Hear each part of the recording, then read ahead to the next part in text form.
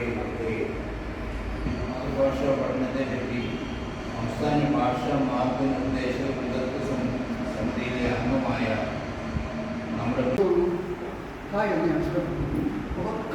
കൂടെ ആവണമെന്നുള്ളതായിരുന്നു. അപ്പോൾ സ്വരാക്ഷരങ്ങൾ വ്യഞ്ജനാക്ഷരങ്ങളെ ഒന്ന് കൂട്ടി വിളക്കാൻ സ്വരത്തിന് വലിയ പ്രാധാന്യമുണ്ട്.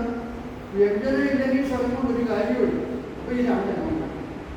അതിൽ ആ ക ഖ ഗ ഘ ങ ഛ ഛ യ ഝ ഞ ത ഥ ദ ധ ന ത ഥ ദ ധ ന പ ഫ വ ഭ മ.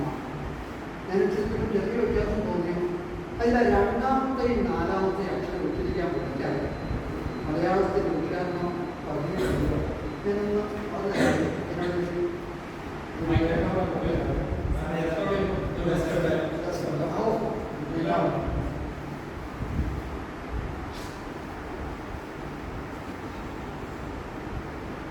അറിയാവുന്നതായിരിക്കും. ചിലപ്പോൾ ഞാൻ ഒന്നാമത് എഴുതട്ടെ.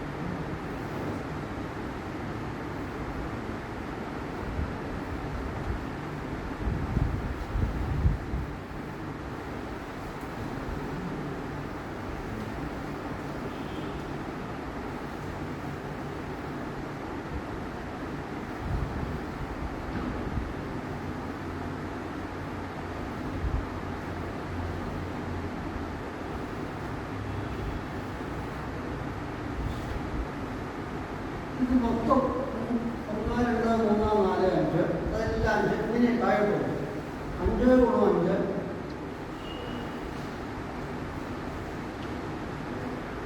25 അക്ഷരങ്ങൾ. ഈ 25-ല് ഈ രണ്ടാമത്തെയും നാലാമത്തെയും അക്ഷരങ്ങളുടെ വ്യത്യാസമാണ് ഇതിൻ്റെ പ്രധാന പ്രത്യേകത. ഇതൊരു പേരുണ്ട് ഈ വിഭാഗത്തിൽ. ഈ ആദ്യ കൂട്ടത്തിലേക്ക് പറയുന്ന പേര് ഖരാക്ഷരങ്ങൾ. അടുത്തത് അതിഖരം.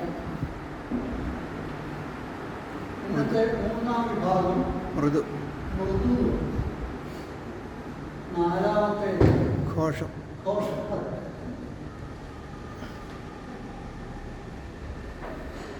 ഇത് ഉച്ചരിക്കുമ്പോൾ തന്നെ അവിടെ മൂക്കിന്റെ ഡോളറുണ്ട്. പഞ്ചസാരം.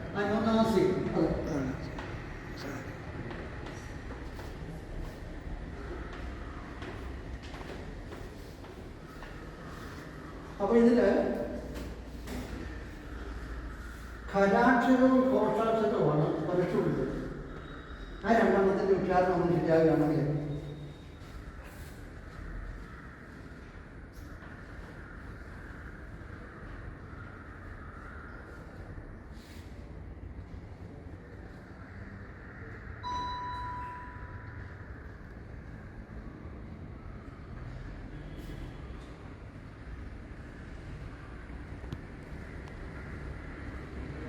ഇത് അതിഖര വിഭാഗത്തിൽപ്പെട്ട അക്ഷരം എന്ന് പറയും. ഈ അക്ഷരം എങ്ങനെ ഉച്ചരിക്കാമെന്നറിയോ? ഉച്ചരിക്കാനായിട്ട് ഈ ആദ്യ വിഭാഗത്തിലെ കക്ഷികളുടെ ഒരു സഹായം ഇതിലൂടെ ഒരു ഹാവിടെ ഉണ്ടാകുന്നതായി.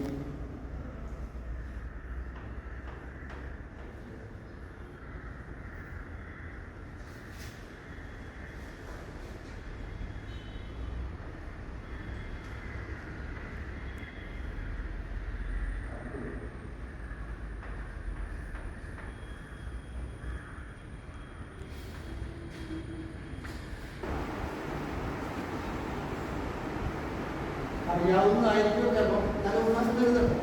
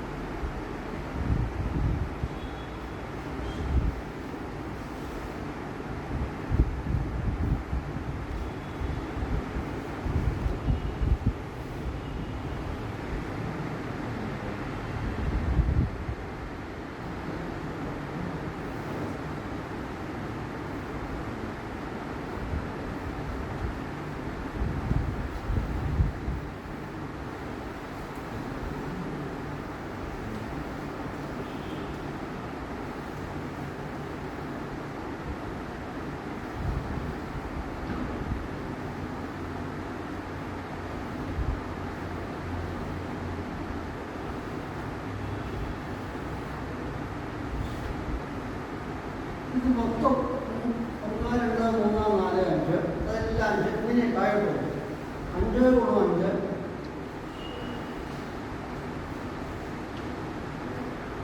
25 അക്ഷരങ്ങൾ. ഈ 25-ല് ഈ രണ്ടാമത്തെയും നാലാമത്തെയും അക്ഷരങ്ങളുടെ വ്യത്യാസമാണ് ഇതിൻ്റെ പ്രത്യേകത.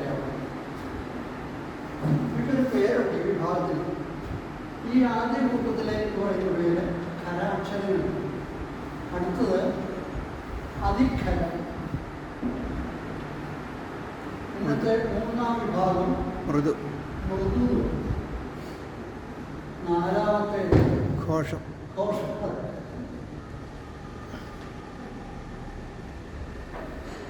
ഇത് ശരിക്കുമ്പോൾ തന്നെ അവിടെ മൂക്കിന്റെ ഡോക്ടറുണ്ട് പഞ്ചസാര അനുനാസി.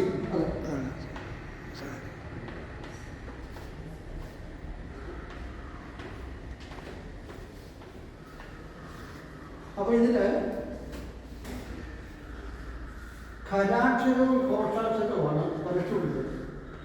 ആ രണ്ടെണ്ണത്തിന്റെ ഉച്ചാരണം ഒന്നും ശരിയാകുകയാണെങ്കിൽ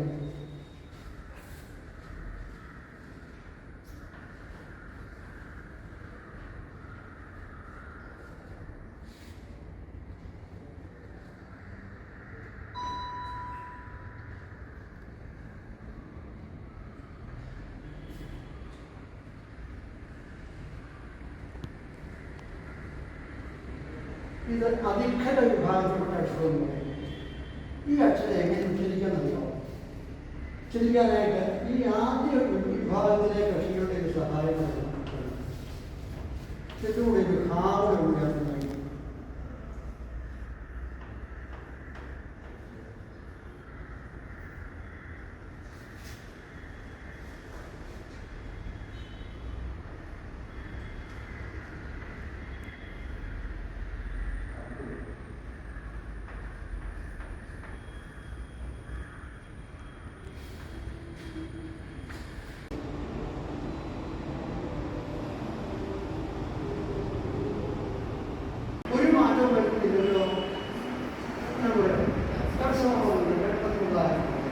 അപ്പൊ ഇങ്ങനെയൊക്കെ നൂറുകണക്കിന് ആയിരക്കണക്കിന് വാക്കുകൾ നമ്മുടെ ഭാഷയിൽ ഉപയോഗിക്കുന്നത്. എനിക്ക് കുറെ ചെറിയ കാര്യങ്ങൾ പറയാനേ വലിയ വലിയ കാര്യങ്ങൾ പറഞ്ഞിട്ടുണ്ടേ. ഇനി പറഞ്ഞാൽ ഈ വാക്കുകളൊക്കെ നമ്മൾ ഉപയോഗിക്കുന്നത് ഞാൻ പറഞ്ഞത് അർത്ഥം അറിഞ്ഞ് ഉപയോഗിക്കണം. വാക്കുകൾ വേണ്ട ക്രമത്തിൽ ഉപയോഗിക്കണം. ഇന്ന് രാവിലെ ഒരു ദേവസ്വത്തിൻ്റെ പൊങ്കൽ ചെയ്തു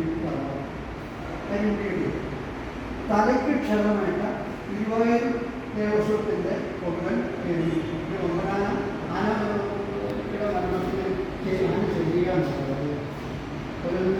ആന ചെയ്തു. ഇത് തലയ്ക്ക് ക്ഷതമേറ്റ ഗുരുവായൂർ ദേവസ്വത്തിൻ്റെ പൊങ്കൽ ചെയ്തു. ബാക്കി കേൾക്കും നല്ല പ്രത്യേക ഒരു അവധി തോന്നുന്നു. തലയ്ക്ക് ക്ഷതമേറ്റതാണ്. തലയ്ക്ക് ക്ഷതമേറ്റ ഗുരുവായൂർ ദേവസ്വത്തിൻ്റെ അതങ്ങനെയല്ല വേണ്ടത്. തലയ്ക്ക് ക്ഷതമേറ്റ ഗുരുവായൂർ ദേവസ്വം വക പൊങ്കൽ ചെയ്തു എന്നതാണ് ഒരു പാലാവാർത്ത എഴുതി വന്നു. പാലാടി യൂണിവേഴ്സിറ്റിയുടെ നിർദ്ദേശാനുസരണം പണം വെച്ച് വീട്ടിലെടുത്തതിന് എടപ്പാടിയിൽ നിന്ന് 4 പേരെ പോലീസ് അറസ്റ്റ്. ബാക്കി കേട്ടാവട്ടെ പറയുന്നുണ്ടോ അങ്ങനെ പറഞ്ഞില്ലേ?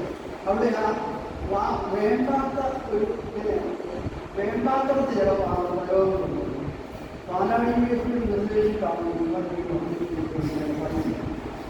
അപ്പോൾ എന്താ പണം വെച്ച് വീട്ടിലെടുത്തതിനാൽ എടപ്പാടിയിൽ നിന്ന് 4 പേരെ പാലാടി യൂണിവേഴ്സിറ്റിയുടെ നിർദ്ദേശാനുസരണം അറസ്റ്റ് ചെയ്തു. അവര് അതായത് ദൂരാന്വയം അന്വയം വാക്യത്തിലെ വാക്ക് വേണ്ടത് ചെയ്യണം എന്നുള്ളതാണ്. വേണ്ടതല്ല വാക്ക് എന്നെങ്കിൽ